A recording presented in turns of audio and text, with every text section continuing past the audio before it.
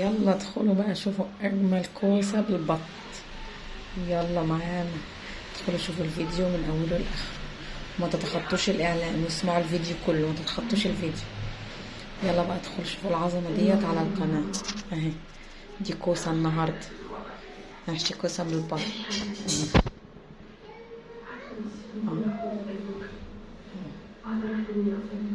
السلام عليكم، ازيكم يا حبايبي، عاملين ايه؟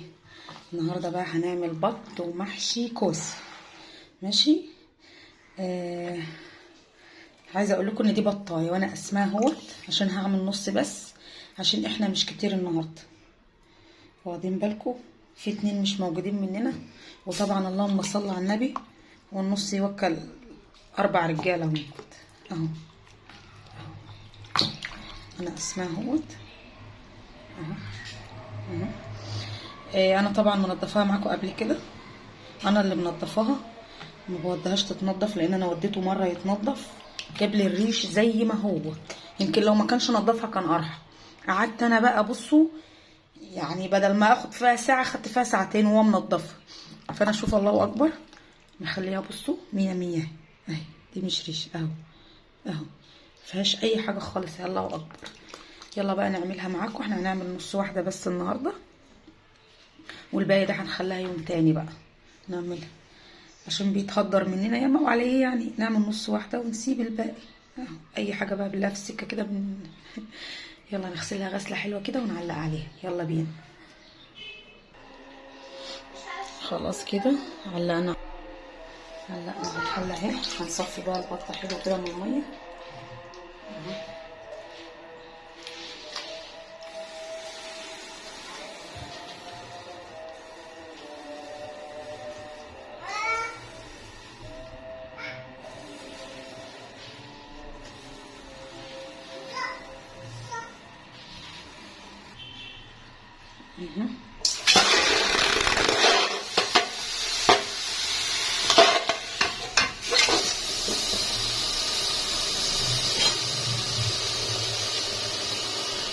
نجيب بصلايه بقى نقطعها عليها كده.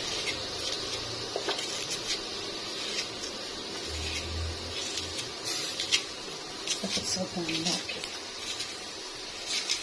انا مش بنزل الدهون اللي فيها عشان عايزاها شوربه عشان احطه على المحشي.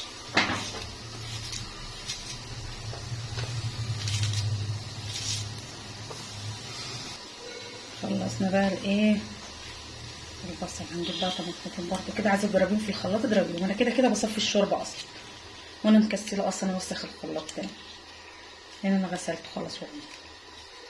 هي بتبقى كبه كبيره لان الخلاط بتاعي بايظ والهاند بلندر باظ. لا حد عارف بيصلح، حد بيصلح الهاند بلندر يقول لي. كان بصراحه بيسهل لي، انما باظ. بطلع بقى الكبه الكبيره دي بتزهقني في التطليع والتدخين. فانا كده كده بصفي الشوربه اصلا اهو. حطي 3 طماطمات كده 4 طماطمات عشان يحمروا الشوربه كده ويخلوها ايه حمرا كده بنت ناس. نحط التوابل بتاعتها بقى وخلاص كده.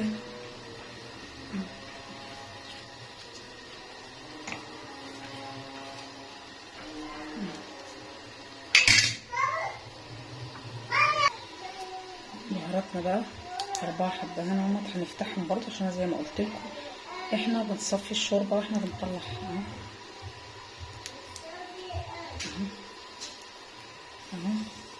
شويه فلفل اسمر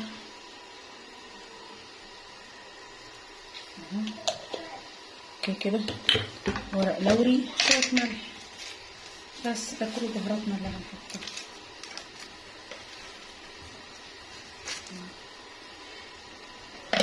وشويه الملح. نسيبها بقى ايه تاخد وتدي كده مع نفسها. هي مش هتاخد طياب كتير لانها اصلا صغيره في السن. يلا بينا بقى كده نسيبها بقى تاخد وتدي مع نفسها وبعدين نزودها ميه بقى. بصوا بقى خلصنا البطه كده وحطينا لها ميه وغلت. انا طبعا عامله موضبه محشي الكوسه، انا عامله معاكم قبل كده عشان كده ما حبيتش اضيع وقت وازود نسبه الفيديو، نسبه ساعات الفيديو. كوسه اهيت، وفي حله تانية بس الحله دي يعني بالهنا والشفا بقى رايحه لاصحاب نصيبها. ودومك شويه فرط. عند حد مش بيحب ياكل فرط كده اهو، فانا حاطه شويه الفرط بدل ما احط في حله واسخ حله تانية، فتنيت حطهم في جنب الصينيه كده. نجيب بقى الشوربه، نصفي بقى بالمصفى الشوربه، نعلق الاول النار، نحط شويه ملح كده الاول. انا حاطه ملح عليه وحاطه ملح على الشوربه، بس يعني نحط كمان شويه كده. مية مية. نبدأ بقى نصفي الشوربة بتاعتنا. بسم الله.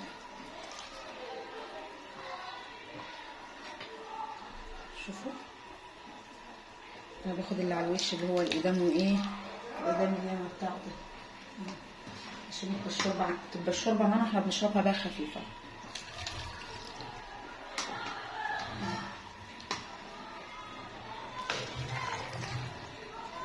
هنطيب الحلة برضه، بس مش هنوريكم الحلة عشان اللي ياكلها ما يقولش انت فرقت الدنيا عليا.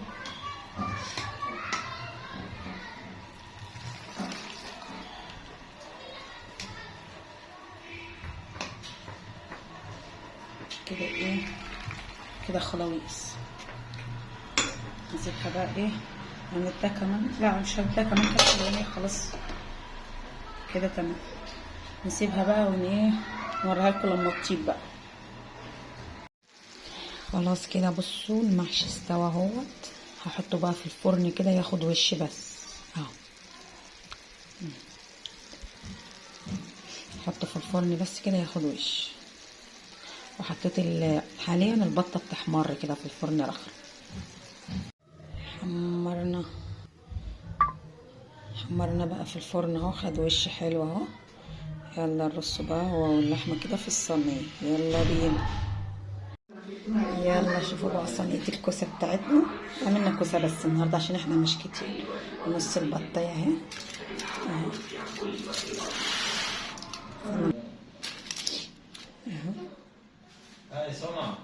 شايفين بقى؟ يلا بقى لايك وتعليق كده وشير للفيديو. يلا نشوفكم بقى ايه ان شاء الله في فيديو. يلا بقى نشوفكم بقى في فيديو جديد ونقول لكم سلام.